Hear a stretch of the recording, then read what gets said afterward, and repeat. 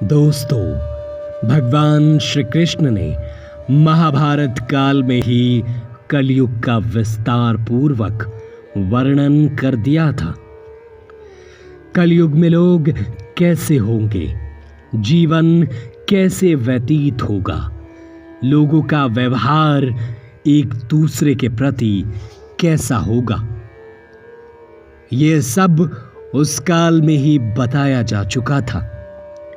यहाँ हम प्रस्तुत करेंगे भगवान कृष्ण द्वारा कलयुग के बारे में बताई गई 5 कड़वी बातें, जो आज 100% सच हो रही है।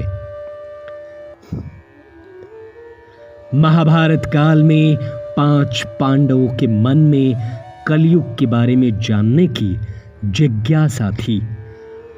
उन्होंने श्री कृष्ण से एक बार पूछा कि कलयुग में मनुष्य कैसा होगा, लोगों के विचार कैसे होंगे और मोक्ष प्राप्ति कैसे होगी।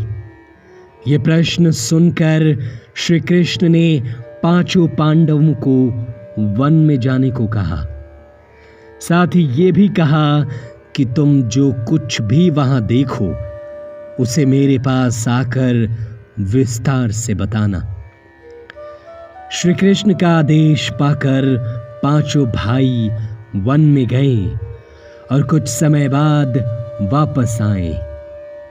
फिर एक एक कर 5 भाइयों ने वन में जो देखा वो भगवान श्री कृष्ण को बताया। सबसे पहले युधिष्ठिर ने भी श्री कृष्ण को बताया कि उन्होंने वन में 2 सूंड वाले हाथी को देखा। तब श्री कृष्ण ने कहा कि कलयुग में ऐसे लोग राज करेंगे जो बोलेंगे कुछ और करेंगे कुछ। ये लोग दोनों ओर से शोषण करेंगे। उसके बाद भीम ने बताया कि उसने वन में देखा कि एक गाय अपने बच्चे को इतना चाट रही थी कि उस बच्चे का खून निकलने लगा। तब श्री कृष्ण ने इसका अर्थ बताया।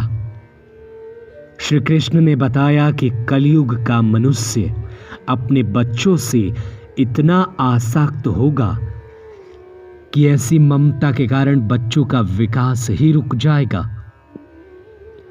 यदि किसी पुत्र साधु बना तो सब उसके दर्शन करेंगे, परंतु यदि स्वयं का पुत्र साधु बना तो माता पिता दुखी हो जाएंगे, रोएंगे कि मेरा पुत्र किस राह पर जा रहा है। युग में लोग बच्चों को मोह माया और परिवार में ही बांध कर रखेंगे। इस तरह उसका जीवन वहीं नष्ट हो जाएगा।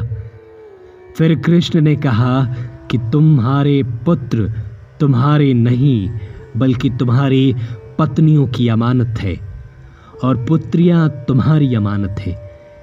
ये शरीर मृत्यु की अमानत है और आत्मा परमात्मा की अमानत है। अर्जुन के प्रश्न इसी तरह भीमसेन के बाद अर्जुन ने बताया कि उसने एक पक्षी को देखा जिसकी पंख पर वेद की रुचाई लिखी हुई थी, परंतु वो एक मनुष्य का मांस खा रहा था। ये देखकर मैं हैरान हो गया। तब श्री कृष्ण ने बताया कि कलयुग में ऐसे लोग होंगे जिन्हें विद्वान कहा जाएगा, किंतु उनकी मंशा यही होगी कि किसी की जल्दी मृत्यु हो जिससे उसकी संपत्ति को अपना लिया जाए। व्यक्ति का ओहदा चाहे कितना भी बड़ा क्यों न हो, किंतु उसकी दृष्टि दूसरों की संपत्ति पर ही रहेगी। ऐसे लोग बहुत होंगे जो दूसरों के धन को छीनने को आतुर होंगे। वास्तविक संत तो कोई कोई ही होगा। अर्जुन के बाद फिर नकुल ने श्री कृष्ण को वन के बारे में बताया।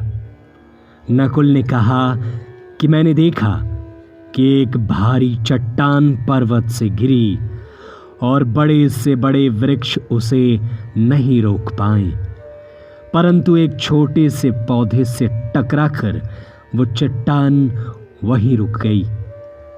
तब इसका अर्थ बताते हुए श्री कृष्ण ने कहा कि कलयुग में मनुष्य की बुद्धि क्षीण होगी, उसका जीवन पतन होगा और इस पतन को धन या सत्ता के वृक्ष रोकने में सक्षम नहीं होंगे, किंतु हरिनाम रूपी एक छोटे से पौधे से मनुष्य का जीवन पतन होने से रुक जाएगा।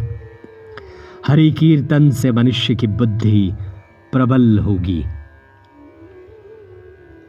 अपने चारों भाइयों की तरह सहदेव ने भी भगवान श्री कृष्ण की बात बताई। सहदेव ने बताया कि उसने वन में अनेकों कुएं देखे, जिनमें से केवल बीच का कुआं खाली था, जो कि सबसे गहरा था।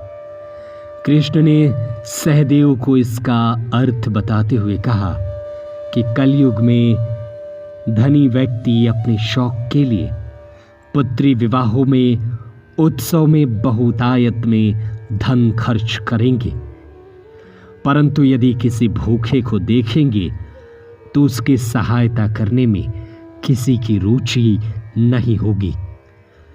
इंद्रियों की संतुष्टि के लिए मदिरापान, मांस भक्षण और व्यसन में धन खर्च किया जाएगा।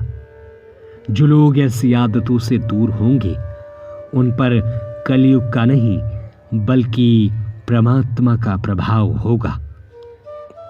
तो दोस्तों, यह है कलयुग के 5 कड़वे सत्य। आपको हमारी ये लेख कैसी लगी, कमेंट करके जरूर बताएं।